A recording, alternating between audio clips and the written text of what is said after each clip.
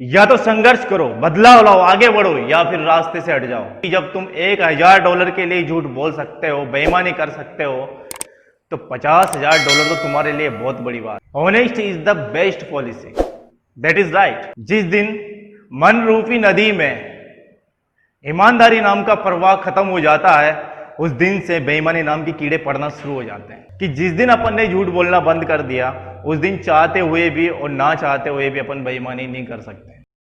Well, just front of you again मैं मनोज कुमावत। आज अपन बात करेंगे एक गोल्डन रूल्स के बारे में। एक गोल्डन रूल्स जो लगभग हम लोगों ने सबने सुना है, सुना नहीं बल्कि बहुत अच्छे से उससे परिचित भी है, जिसे इंग्लिश में ऑनेस्ट बोलते हैं और हिंदी में ईमानदारी कहते हैं। हम सब जानते हैं ईमानदारी क्या होती है, ऑनेस्ट क्या होती है, लेकिन फिर भी हम उसको फॉलो नहीं कर पाते। उसके पीछे कई सारे रीजन हो सकते हैं। जैसे कि मुझे लगता है जब भी हमारे मन में या हमारे दिल में कोई भी इच्छा जागती है किसी चीज को हासिल करने की, या किसी गोल तक पहुंचने की, या फिर किसी टारगेट को हिट करने की, जब वो इच्छा हमारे मन में जागती है, जागरूक होती है, और अपन उसको हासिल नहीं कर पाते। अगर मैं बोलूं इसको, जैसे कि कोई भी अपने अंदर टारगेट पैदा हुआ है, कोई लक्ष्य पाने के लिए,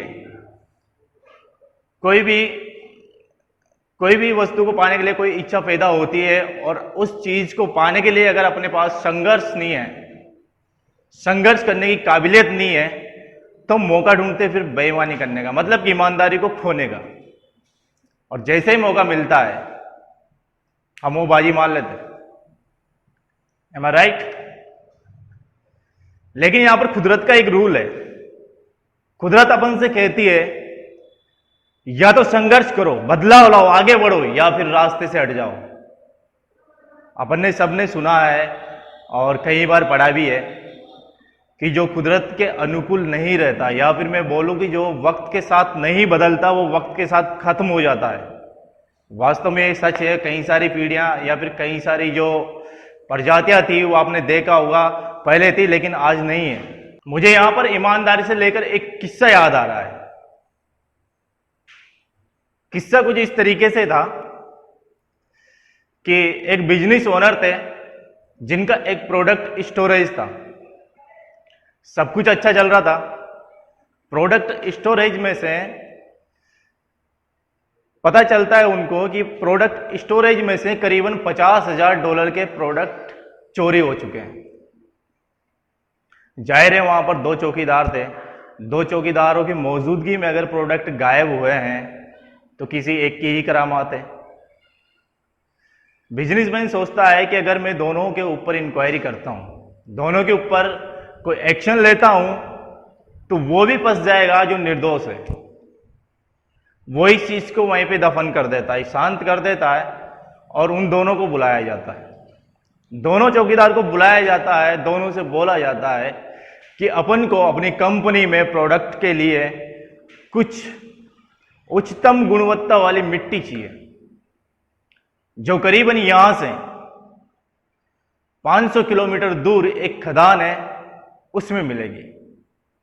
मिट्टी की क्वालिटी कुछ इस तरीके से होनी चाहिए, साफ, बारीक और ब्लैक होना चाहिए। दोनों को भेज दिया जाता है। दोनों निकल जाते हैं मिट्टी लेने के लिए। निकलने से पहले जो बिजनेस ओनर थे वो बोलते हैं दोनों चौकीदार से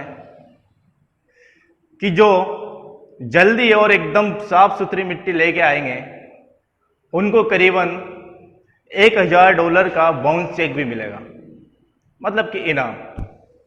दोनों निकलते हैं, वहां से जाते हैं। जो एक चौकीदार था उनमें से वो सीधा घर पे जाता है और सोचता है कि यार ब्लैक मिट्टी में वहां से इतनी दूर लेने जाऊंगा 500 किलोमीटर, उससे बढ़िया है कि यहीं कहीं ना कहीं मैं आसपास बेहतरीन उच्चतम क्वालिटी वाली ब्लैक मिट्टी देखता हूं और उसको ही ले चलूं। और वो जो उसको छुट्टियां मिलती इस काम को करने के लिए, वो उन छुट्टियों को एंजॉय करने लग जाता है। दूसरा चौकीदार उसी समय निकलता है और वो पहुंच जाता है उस खदान पे 500 किलोमीटर दूर। खदान पे पहुंचने के बाद में वो देखता है कि वहां सिर्फ रेगिस्तान के पहाड़ है, सिर्फ रेगिस्तानी वाला एरिया है। वहां पर कोई ब्लैक कॉटन वाली मिट्टी नहीं थी। जितनी क्वांटिटी में बिजनेस ओनर ने मिट्टी मंगवाई थी, उस चौकीदार ने वहां से उतनी क्वांटिटी में वो मिट्टी भरता है और वापस आ जाता है। कुछ दिन बाद दोनों को वापस बुलाया जाता है। दोनों चौकीदार बिजनेसमैन के सामने जाते हैं। वो देखते हैं कि एक जो चौकीदार था उनका, उसके पास एकदम साफ सुथरी फिल्टर्ड और ब्लैक कॉटन वाली मिट्टी थी, लेकिन दूसरे के पास सिर्फ रेत थी, वो भी कंकड़ वाली। वो उसको देख के हंसता है और बोलता है कि सर, इनाम तो मैं ही जीता हूं। बिजनेस ओनर सिर हिलाते हुए बोलते हैं, हाँ तुम ही जीते हो, इनाम तो तुम ही जीते हो। पहली बात तो यह कि जिस जगह पे मैंने तुम दोनों को जाने के लिए बोला था, उस जगह पर दूर दूर तक करीबन 500 किलोमीटर के एरिया में ब्लैक कॉटन की मिट्टी है ही नहीं, वहां पर सिर्फ रेत है। तुम ये ब्लैक मिट्टी लेकर कहां से आए हो? और तुम्हारी गाड़ी में मैंने जीपीएस सेट किया था, तुम वहां तक पहुंचे ही नहीं। तुम यहीं से साइड में से ब्लैक कॉटन वाली मिट्टी भर के आ गए। तो तुम्हारी क्या गारंटी है कि जो प्रोडक्ट गायब हुए हैं 1 महीने पहले स्टोरेज में से, वो तुमने नहीं किए, वो तुमने ही वो प्रोडक्ट गायब किए हैं। क्योंकि जब तुम $1000 के लिए झूठ बोल सकते हो, बेईमानी कर सकते हो, तो $50,000 तो तुम्हारे लिए बहुत बड़ी बात है। इस तरीके से वो जो चौकीदार था बेईमान, उसको सजा मिल जाती है, उससे वो $50,000 वसूले जाते हैं और एक तेजो उनको प्रमोशन मिल जाता है और अच्छी पोस्ट पे चल जाता है। अपन ने कई बार सुना है, honest is the best policy, that is right. ईमानदारी सर्वोत्तम नीति है। वास्तव में ये सही है। वो बोलते हैं ना कि कपड़ों पे परफ्यूम लगाकर खुशबू बुकेरना तो हर कोई जानता है। अगर वो औकात है तो बनाओ कुछ इस तरह अपना किरदार को कि अपन बाहर कदम रखें और फिजाएं अपने किरदार की खुशबू से महक जाए। वास्तव में ऐसे किरदार की जरूरत है हमें, इस तरीके से बनने की जरूरत है हमें। यहां तक अपनी स्टोरी खत्म होती है और इससे आगे अपन बात करते हैं कि वास्तव में ईमानदारी होती क्या है और ये आती कहां से है। तो मैं बता दूं कि एक नदी है, मैं यहां पर एक नदी का एग्जांपल लेता हूं। अगर अपन नदी को अपना मन मान लेते हैं, नदी को अगर अपना मन मान लेते हैं, तो उसमें जो प्रवाह है पानी का जो बहाव है, वो जस्ट लाइक है ऑनेस्ट।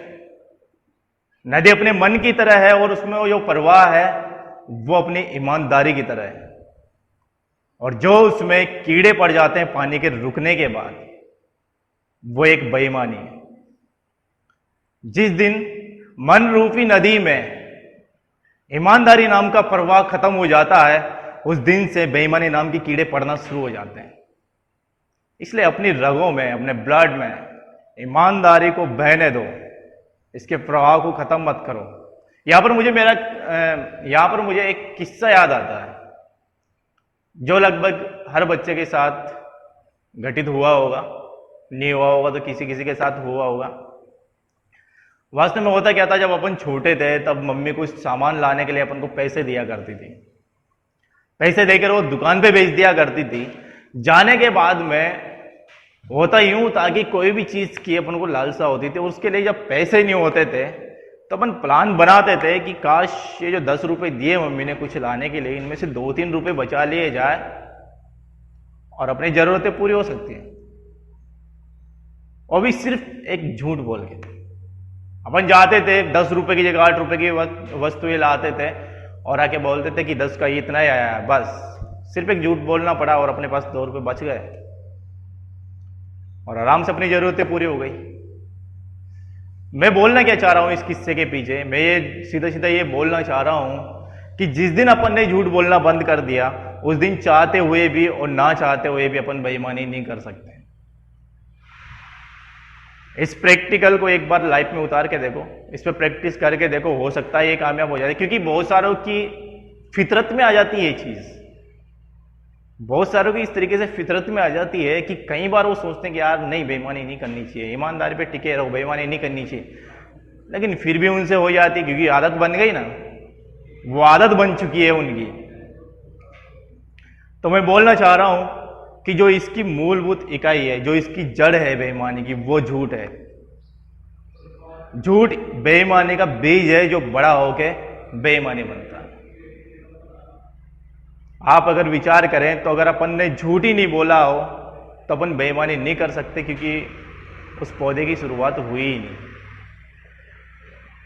तो ये कंसेप्ट सबसे बेटर है ईमानदारी को बरकरार रखने का कि झूठ बोलना बंद कर दो। मैं बता रहा हूं गारंटेड कि बेईमानी करना भी तुम बंद कर दोगे, क्योंकि बेईमानी हो ही नहीं सकती। अगर तुमने झूठ नहीं बोला है तो तुम चाह के भी और नहीं चाह के भी बेईमानी कर ही नहीं सकते। इसके बाद मैं बोलना चाहूंगा, मेरे पास एक क्वेश्चन है।